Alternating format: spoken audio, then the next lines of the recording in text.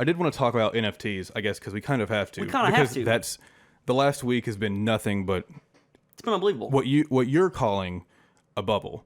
You think the NFT Did I say that word? You've said bubble this week. Also, I'm going to call them nifties. Honestly, you've been because kind that's of bearish on NFTs for some reason. I don't really have a good example, but it's one of those things where I always feel like if we're looking at the bell curve, I always think I'm tip of the bell curve. I think that's a human condition that we train ourselves to think that you're exactly middle of the pack when you hear about something. Mm-hmm. So when I heard about NFTs, I was like, show's over, boys. It's like, if I'm hearing about it, and I heard about hash masks 2 weeks ago, and I didn't know what they were, and I only knew that the NFT term was attached to them. Now that we're like, oh, well, here's the third iteration of a ripoff of a thing like a hash mask. Yeah. And you look into it, and it was like, oh, it's digital art that's unique. And then people make fun of like, well, I can just screenshot it. Well, it's like, yeah but the average person would be okay with screenshotting a pixelated version of Kobe and making it their profile picture. Sure. That does not. I think the people that are excited about it also understand the difference. So that's kind of why I don't think the craze is all the way a bubble. It's not okay. Here, the retail, you make something, you make an art piece, you call it an NFT, and you sell it at a ridiculous markup. Has to be a bubble. I will die on that grave because it doesn't really change from just selling digital art. Does it not? Well, yeah, because there's scarcity, and the cool part about it is not the initial upsell. Like, for example, I was on Rarible the other day, and Rarible, whatever, and Rarible, like rare, like the word rare, yeah. Scarcity, like they're trying to make, it's rare. Yeah, dumb. Okay, Or so I was on Rarible, based. and fucking based. I came across one artist, and it was genius to me. It looked like her first pieces she was giving away for free, so 0 ETH. Okay, so then you give away 10 free ETH or 10 free items for 0 ETH, and then you start putting more out and charging a little bit for them, but those 10 that were given away for free can still be resold, and she still gets 10% of the royalties. So she's getting her name and her art out in the ecosystem. For sure. The cool part of NFTs is the royalty back end. You can't do that with normal digital art. You have to resell it over and over again. I think that's game changing. Yeah. But because that's the part that can change the music industry. That's the part that can change everything. Is the back end royalties without a middleman. Okay, I do want to get the only thing I'll say is that the digital.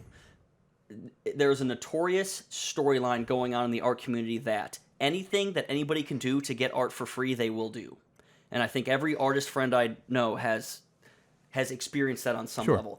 I think that will bring down what we're seeing now more forcibly, almost in a beneficial way, because clearly what you're talking about is a fundamental change to the way we see digital art, because the continuation of royalties is a game changer. Mm-hmm. And then the other applications for NFTs. I mean, me and you were just kind of brainstorming the other day. One thing that like popped in my head was, imagine when NFTs get to like the VR space. Yeah, that when you said that, I got really excited. Yeah, and like the royalty selling is brilliant because it's the. Well, explain what you mean by that. I was gonna say it's the ability to prove uniqueness, which it goes back to the why do fakes of the Mona Lisa not sell for millions of dollars? Well, because it's not the original. No. Well, does it look like the original? It looks almost better than the original because the original is old. You can hold it. You can see it. You can have it in your house. Like, why is that not technically worth more? If we're talking about like a true like productivity model, why is the thing you can buy at the gift shop not worth more than the Mona Lisa? Yeah, we paid $50 to go stand in line. Look, we literally paid to think we were going to go see it, and we didn't, and we were disappointed. That is a whole different thing. Yeah. So if we extend that, which has to be just a part of human nature, is that we respect the uniqueness about it. So kind of my thought was, the first time we tried VR, besides the cool shooting arrow like Castle Defense game, which is incredible, by the way, there was a game where you literally were just in a 3D box, and your two wands were your two brushes, brush, whatever you want, and you click through your stuff and you just paint it in this space. And I was like, imagine creating a NFT digital museum where you create just a room, could look like any other room, but you have artwork in that room, whether it looks like a museum. That was kind of the first thing. You make an art gallery, yeah. Or it's literally like you paint a forest, and you're like, oh my gosh, I'm walking through this like Avatar crazy forest that somebody drew. Like if Beeple made a forest. But you put on and you'll literally walk through it. Now, is it copyable to an extent, and I think the fact that people are using that to poo-poo the entire market is gonna. Well, it's boomer shit. It's like literally something you say to like don't even bother going after that, and that's kind of why we're here, is because we didn't listen to that the whole time. Is that clearly there's sustainability here, and it's the things that humans want doesn't always make logical sense. So and I think that when you can put on a VR set and you can click through a sort of, not marketplace, but more of just like an ecosystem, and you can go to like, oh my gosh, this is a legendary spot where they painted whatever the digital version of the Mona Lisa is, and you put on those goggles and you walk through and you're like, this is this one. And you can fake it. Somebody can spend a lot of time faking it, and they can spend a lot of time and money on it. And when you get in there and you're like, oh, I saw this, but it's right there. It's not the when same, was this created? Wasn't the original. Yeah. The originality statement of it has to mean something, and it's just one of those things that like it doesn't fully click with the logic part of my brain, but I can't overlook it. It's clearly going to be revolutionary. Yeah, I agree. So you're not really bearish on it. You're bearish on. I am bearish on the retail market right now, and I brought I want to, if we can throw this graphic up when in post or whatever. It is a great. It is showing the top non-fungible tokens by I guess marketplace is the best way to put it. Number 1 is hash masks. Number 2 is CryptoPunks. Both of those are incredible. I don't even know what to call them. Not like, I guess Black Swan events probably too, but just like the popularization of them and seeing the cycle go through on Twitter has been an absolutely fascinating thing. I want you to look at number 4. Number 4 is Rarible, which is the one that we are all familiar with, and that's where we see a lot of people, oh, I already have digital art, let me NFT stamp it and put it on Rarible. The average price of an item on Rarible is 0.00004 ETH. Yeah. The average price. And this is actually what we talked about the other day. The bubble will be the bottom 80% of all products are not special. Actually, honestly, the bottom 97% of all products in the world are not special. Yeah, that's just how that...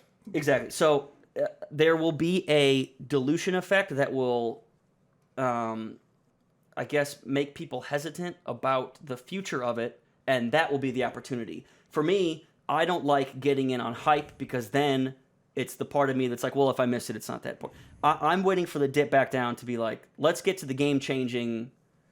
Like I can see that even going further down on Rarible, but that doesn't change the fact that people are making an insane amount of money off this. I mean, stuff. what's Gary Vee doing? Just drawing pictures on pieces of paper? What's he gonna do? He's just gonna mint those and put them out? Yeah. Is that the plan? That's hilarious. I guess. I think he was more making a point.